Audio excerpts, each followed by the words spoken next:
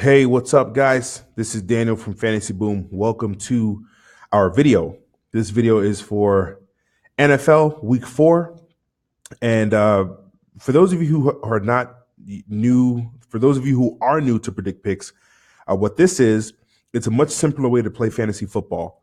So instead of rostering 8 or 9 guys and staying under the salary cap, $50,000 or $60,000, all you have to do is pick any 2, 3, or 4 players and choose whether or not these guys are going to go over or under that projected number right there. So is Aaron Rodgers going to score more than or less than 21 DraftKings points? That's all you have to do. Much easier way to play, much easier way to profit, in my opinion. For those of you who are new to this channel, for one, like this video, subscribe to our channel to be notified of the new videos that we put out. But for number 2, stay tuned to the end because I'm going to show you how to get signed up and how to get a free pick 2 to win $25 when you get signed up. That being said, we got a decent amount of picks here to choose from for the early slate on Sunday. And without further ado, let's get right to it. So first, we got Aaron Rodgers playing at home versus the Buffalo Bills. The Packers are obviously favored to win this game by almost double digits. And the Buffalo Bills came off of a shocking victory last week versus the Minnesota Vikings. Aaron Rodgers is hobbled. He's not 100% healthy. Obviously, looking at him, he had hurt his knee in week 2, and then he had tweaked his calf, I think, last game. So he's a little hobbled. And the fact that they came off of a loss last week versus Washington, they're motivated to get back in the win column. This game should shape up nicely for the Packers. They should win this without a problem. They should be also playing from the lead for the majority of this game. I think because Rodgers is a little bit hobbled, they're going to take it easy once they get up and get the lead. And they've got a running back, a 3-headed monster at the running back position now that Aaron Jones is back from suspension. I don't think Rodgers is going to have to do a lot to win this game. So I think they get up early and then they just kind of go on cruise control for the rest of the game. Because of that, I like Rodgers to go under his 21-point projection. Tom Brady, 20-point projection at home versus the Miami Dolphins. Miami is 3-0. The Patriots are 1-2. And what I can tell you is that the Patriots came off of a horrible week 3 where they got beat down by the Detroit Lions. So this is a nice bounce back spot for the Patriots. They're going to look to avoid going 1-3 to start the year. And I expect them to get right here in this spot. Now, the one thing I noticed about Tom Brady is that he absolutely torches the Dolphins when he plays them going back for the last 4 years at home in Foxborough. So we're going to come over here and look up Brady's numbers at home versus Miami. Last year, he went for 23. Year before, at home, he went for 33. And then the year before that, he went for 20. So his weapons on the passing side of the ball are not the best. That's something that we definitely already know. However, I think he sticks to what has worked, and he finds his main targets, Gronkowski, James White, and does whatever he needs to do to get this team to 2-2 and deal the Dolphins their first loss. So I actually like Tom Brady to show up, angry Tom Brady, and go over this 20-point projection here on Sunday. Julio Jones, man, this guy has he's got a lot of people tilting. He's got a matchup versus the Cincinnati Bengals. It's going to be in Atlanta in a dome. He's been in really good spots for the last 2 weeks, and he has underwhelmed greatly, and he's pissed a lot of people off, including me. The thing is, other teams scheme to take him out, and his offensive coordinator isn't force-feeding him the ball like they did in week 1 versus the Eagles. Why that's the case, I'm not sure, but this matchup it's elite. It's a good matchup. It's a really good matchup for him, and if it would feel wrong to take him under in this matchup. He is going up against Drake Kilpatrick, who is, in his 30s, and he's struggling this year. He can't keep up with receivers, let alone elite receivers like Julio Jones. Receivers that have gone up against him have actually done pretty well so far this year. So I am going to say that positive regression is coming for Julio Jones, and I like him to go over his 19-point projection in what's going to be a shootout in this Bengals-Falcons game. Ezekiel Elliott playing at home in Dallas versus the Detroit Lions. The Dallas Cowboys offense has been absolutely horrendous. And I put emphasis on the horrendous because they've been bad. They've been really, really bad. Dak Prescott has no weapons at all. And Ezekiel Elliott is the only person who can actually generate offense.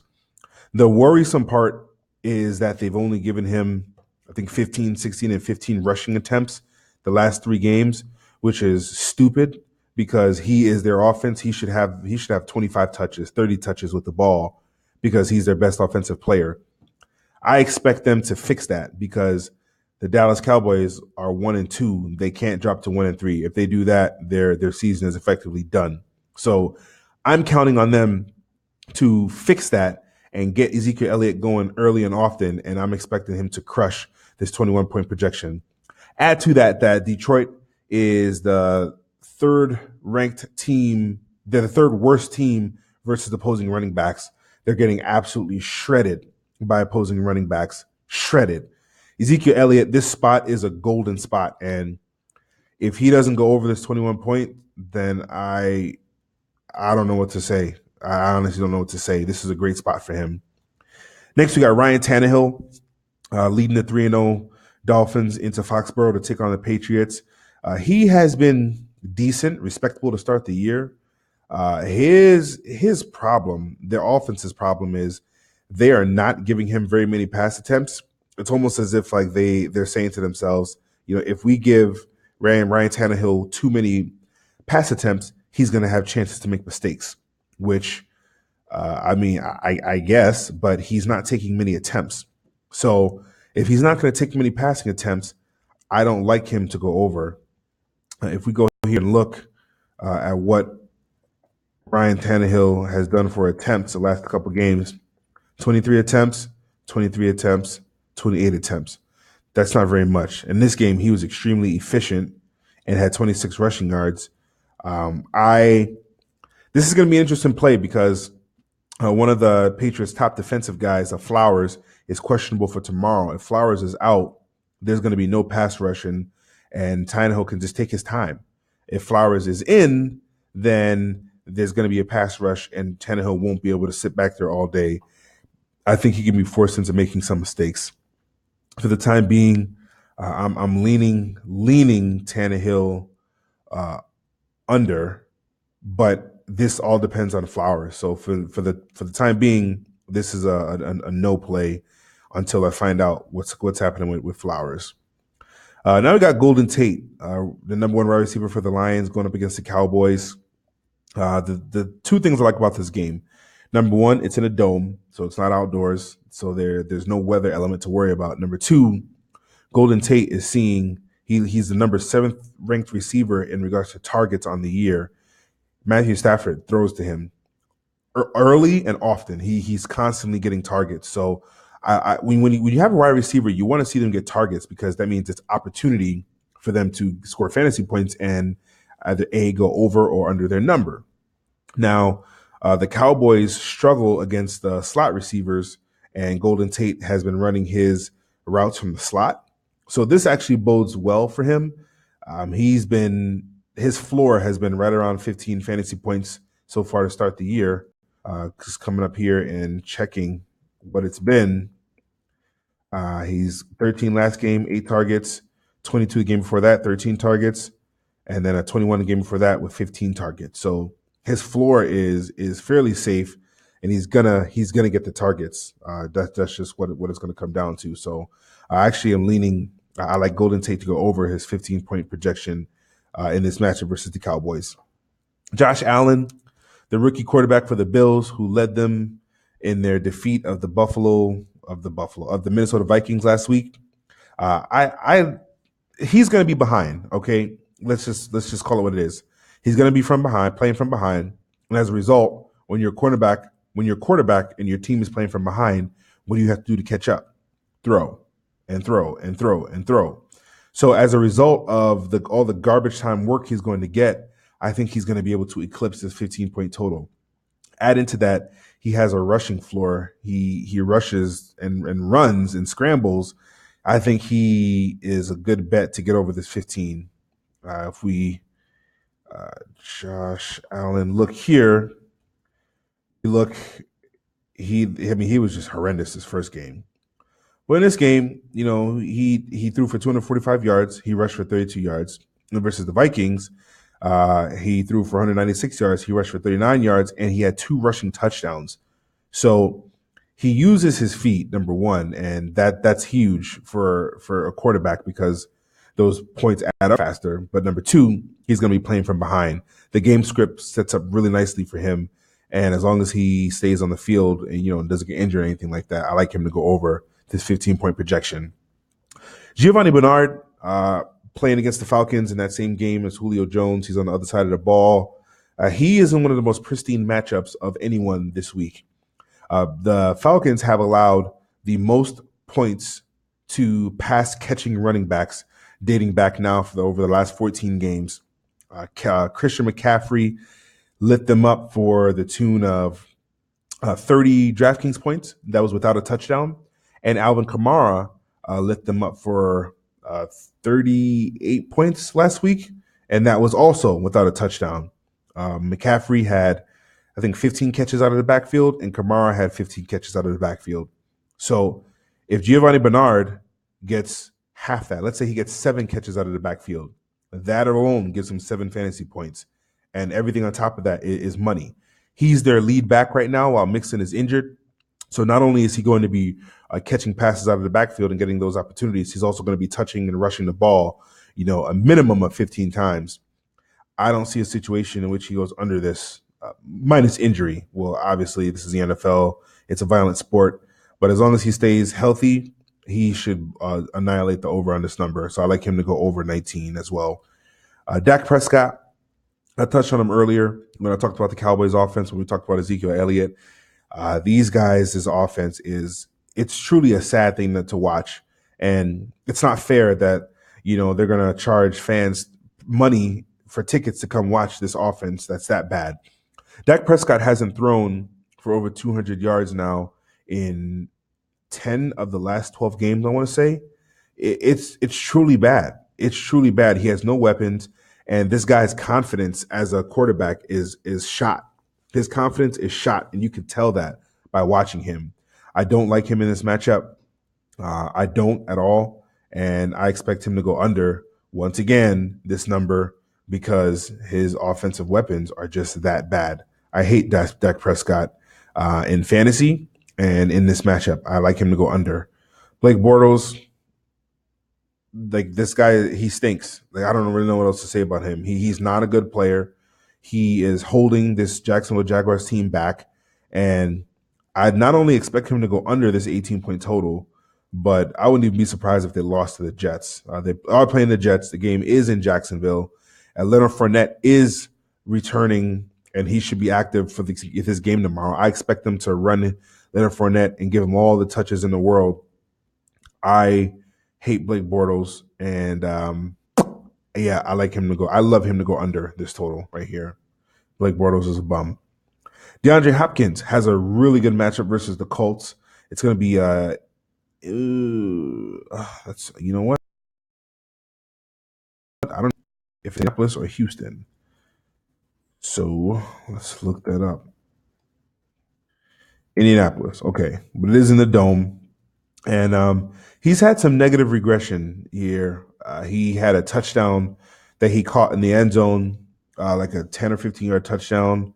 He had it. He would have went over his total last week, but one of the offensive linemen had held, so it was a 5-yard penalty. The touchdown got nullified, and then on the very next play, Deshaun Watson threw the touchdown to Will Fuller, and then just like that, Hopkins went from over to under, and he finished the game going under. I'm going right back to him in this matchup.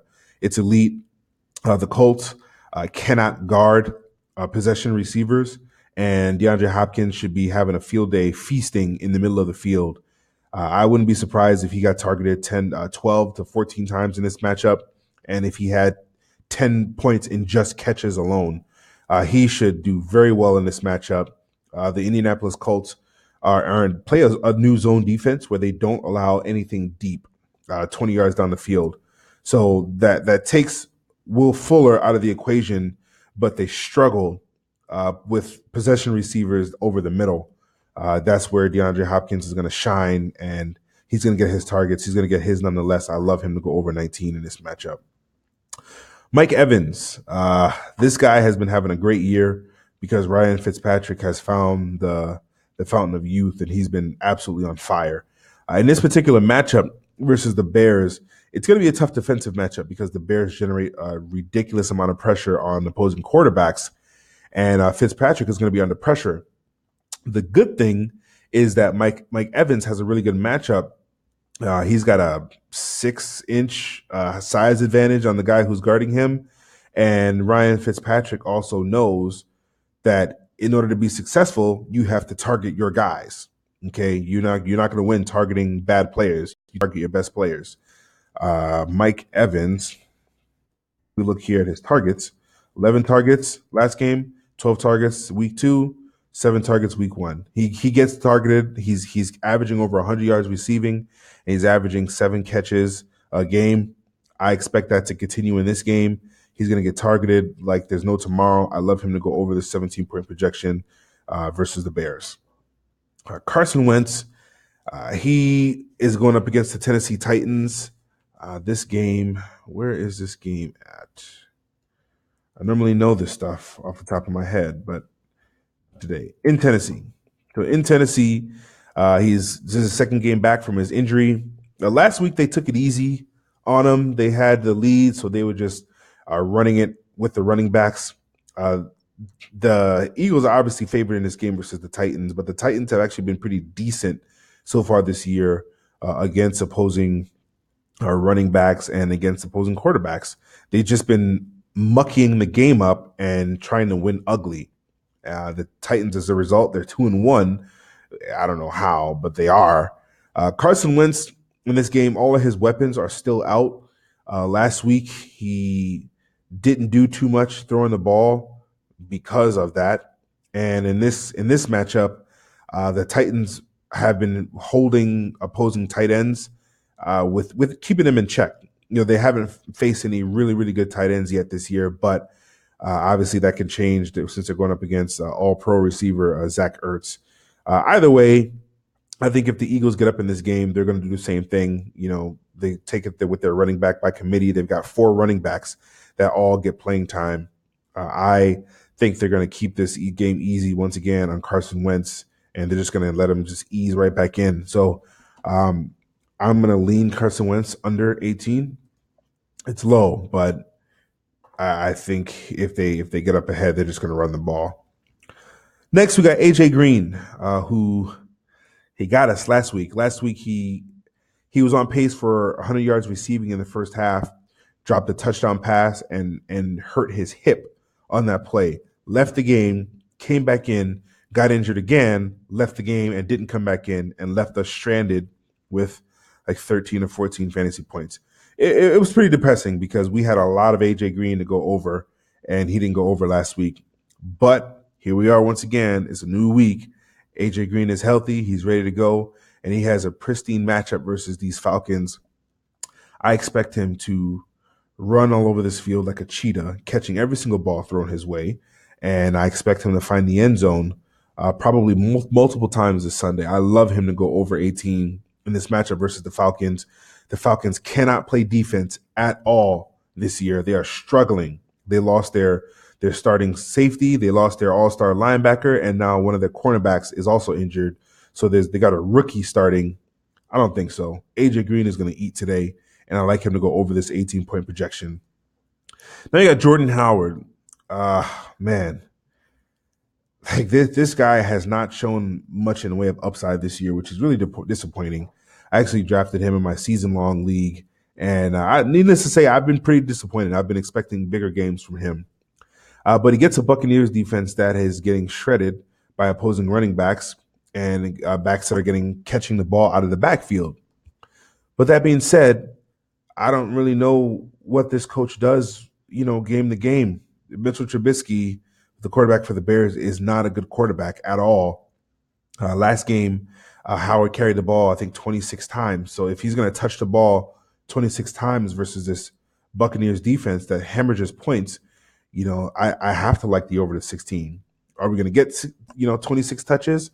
Who knows? But just knowing that the Buccaneers defense is poor, by principle, because he's going to at least be on the field, I like Jordan Howard to go over 16, just sheer by principle alone. And then Andrew Luck going up against the Texans. He's at home with a 19-point projection. His arm doesn't look good to me. Andrew Luck ranks dead last among all quarterbacks with the average depth of target. It's only about 5 yards right now for him. It's dead last by a decent amount. He's not throwing the ball deep down the field. That obviously takes away his upside. The interesting thing is, in doing a little bit of research, the Texans give up a lot of points and within 10 yards in the line of scrimmage. They're getting killed in that area. So, man, this could be a big game for Luck. However, I don't know if I want to go there. If I play this, I lean under. I probably won't touch this at all, but I'm going to sit back and watch and see what he does. Because if he goes over, then I found a new method to incorporate into research into some of these quarterback plays. So that's who I like for the early slate on Sunday. I'd say my favorite plays are going to be Ezekiel Elliott, Tom Brady, Giovanni Bernard, Mike Evans, Hopkins, Bortles, this guy, and AJ Green and Jordan Howard. Yeah. So 1, 2, 3, 4, 5, 6, 7. These are the 3-star plays. Tom Brady over, Ezekiel Elliott over, Giovanni Bernard over, Evans over, Hopkins over, Howard over, and AJ Green over. These are my favorite plays. So that's what I've got. If you do not have an account for Predict Picks, it's super easy to get started. All you do is go to predictpicks.com. All right. Since they are still in private beta mode for a little while longer, in order to have access, you have to be invited. So click here where it says I was invited by a friend. Now on this page, you enter your information. So first name, last name, email address, date of birth, and then invite code. Invite code in this case is going to be 01283. Password twice. Sign up. On the next page, you have to verify your phone number. And after that, you get in and you get to see that big board that we were just on. So here you win $25 with a pick 2 entry free on them. So when you get in here, you're going to be able to pick any 2 guys for free in your first entry. So in this case, I would like my 2 favorite plays probably as a whole is Tom Brady and Ezekiel Elliott over. So we're going to select those 2, hit this green button that says go down here.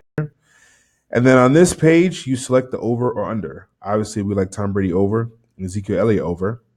Now for you, the entry amount is going to say free to win $25. So obviously, I don't have a free entry for Tweak 2. You do. So for you, it's going to say free here. And then to win, it'll say $25, just like this. Hit confirm your entry. That places your entry. And then you sit back and watch and cheer for your guys. So that is essentially how you make your picks. When you win your play, you get paid out fairly quickly, especially on Sundays. They've been doing it fairly quickly, so it'll show up in credit as your account. Once it's there, you can withdraw anytime by sending them a message, and they will pay you either electronically or they will put a check in the mail for you if it's over a certain amount. These guys are really, really good to their customers, and like I said, it's just a really easy way to play fantasy. I think you guys are definitely going to enjoy it. So that's what I got for this week, guys. I apologize. This video went up a little late. I had a really busy day today on the home front. So, it is what it is. Other than that, good luck to us all. And let's get that money. All right, guys. Have a good one.